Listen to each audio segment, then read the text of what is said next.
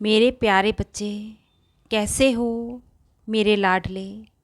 तुम्हारे हाथों की रेखाएं और तुम्हारी तकदीर में क्या लिखा है, इस बात को जानने की तुम्हें बहुत जल्दी है।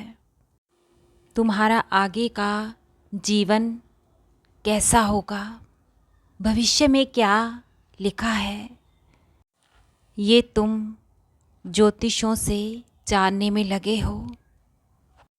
मुझ पर शक मत करो, अपनी श्रद्धा पर, भक्ति पर और मेरी शक्ति पर विश्वास रखो।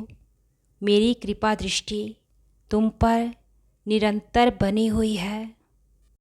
तुम्हारे जीवन के हर कार्य और जीवन के हर फैसले पर मेरी नज़र है। सब मेरी देखरेख में हो रहा है। तुम चिंता मत करो। मानता हूँ कि जीवन में चुनौतियाँ और संघर्ष से तुम इस समय गुज़र रहे हो, लेकिन ये चुनौतियाँ, कष्ट, दुख, दर्द आ रहे हैं तो तुम्हें मेरे और करीब भी लेकर आ रही है और तुम्हें कुछ सीखने को भी मिल रहा है। तुम और मजबूत और आत्मविश्वास से भीतर से भर रहे हो। तुम्हारा विश्वास अपने बाबा के प्रति और दृढ़ हो रहा है। मेरी भक्ति के रंग में तुम दिन प्रतिदिन रंगते जा रहे हो। अब मेरी बात को बहुत ही ध्यान से सुनो और समझो। व्यर्थ ही अपने जीवन का समय किसी के द्वारा बताए गए उपायों के चक्कर में मत गवाओ। मेरे दुलारे बच्चे, तुम्हारा जीवन और समय बहुत ही अनमोल है। तुम मेरे खास बच्चे हो। मैंने तुम्हें किसी विशेष कार्य के लिए चुना है।